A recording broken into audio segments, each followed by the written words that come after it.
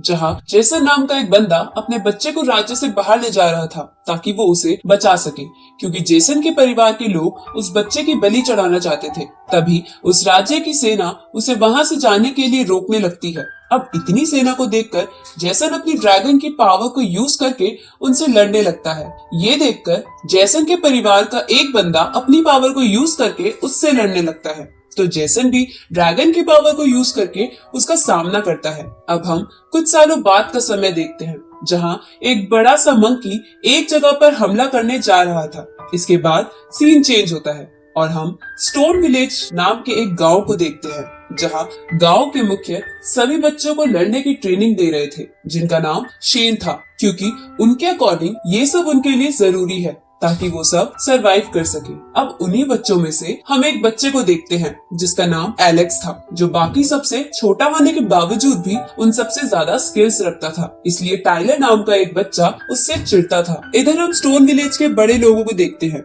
जो एक आग उगलने वाले राइनो को पकड़ने आए थे ताकि उनके गांव के खाने का जुगाड़ हो सके। अब वो सब एक एक कर राइनो पर हमला करने लगते हैं। तभी वहाँ पर एक बड़ी सी ब्लू ईगल आती है जो राइनो को उठाकर भागने लगती है, लेकिन राइनो के आग उगलने की वजह से वो ईगल उसको लेकर नीचे आ जाती है। ये देखकर स्टोन विलेज का एक बंदा उस ब्लू ईगल का ध्यान भटकाने लगता है। उसी समय वहाँ के एक वोल्केनो की वजह से आसमान से आग की बारिश होने लगती है, जिसकी वजह से वो ब्लू ईगल भाग जाती है और ये लोग उस राइनो को लेकर अपने गांव आ जाते हैं, जहाँ गांव के सभी बच्चे अपने अपने फादर के पास आकर उनकी तारीफ करने लगते हैं क्योंकि वो उनके लिए खाना लाए थे। लेकिन हम इधर एलेक्स को उदास बैठा देखते हैं। तभी वहाँ शेन आ जाते हैं, तो एलेक्स उनसे पूछता है कि मेरे मॉम डैड कब आएंगे, जिस पर शेन बोलता है कि वो जल्द ही आ जाएंगे, लेकिन उससे पहले मैं तुम्हें वो राइनो दिखाता हूँ। आगे वो सभी मिलकर एक ट्री की पूजा करने लगते हैं क्योंकि उनका मानना था कि उनके गॉड उस ट्री के अंदर बसते हैं और वही आज तक उनकी सुरक्षा करते आ रहे हैं। इसके बाद गाँव के कुछ बड़े लोग सभी बच्चों को एक पूल में डाल देते हैं,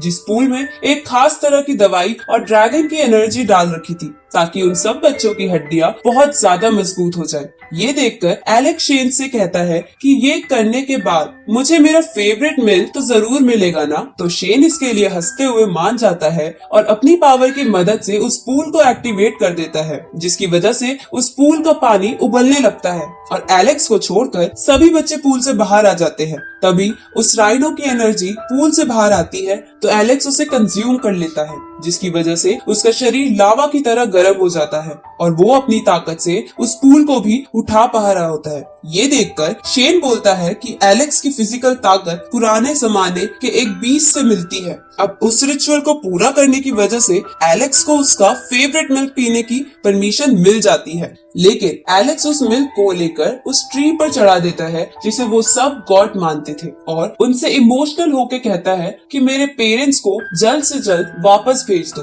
तभी वहाँ पर एक बच्ची आती है जो उसे बताती है कि उसका भाई और उसका दोस्त ब्लू बर्ड के अंडे को लेने गए हैं। ये सुनकर एलेक्स उस बच्ची को वापस जाकर ये बात शेन को बताने को कहता है और खुद वहाँ से उनके पास चला जाता है। इस तरफ टाइलर और वो सभी बच्चे ब्लू ईगल के अंडे को चुराने की कोशिश कर रहे थे, लेकिन तभी वो ब्लू ईगल उन्हें देख लेती है और इसी के साथ ये एपिसोड यही खत्म होता है।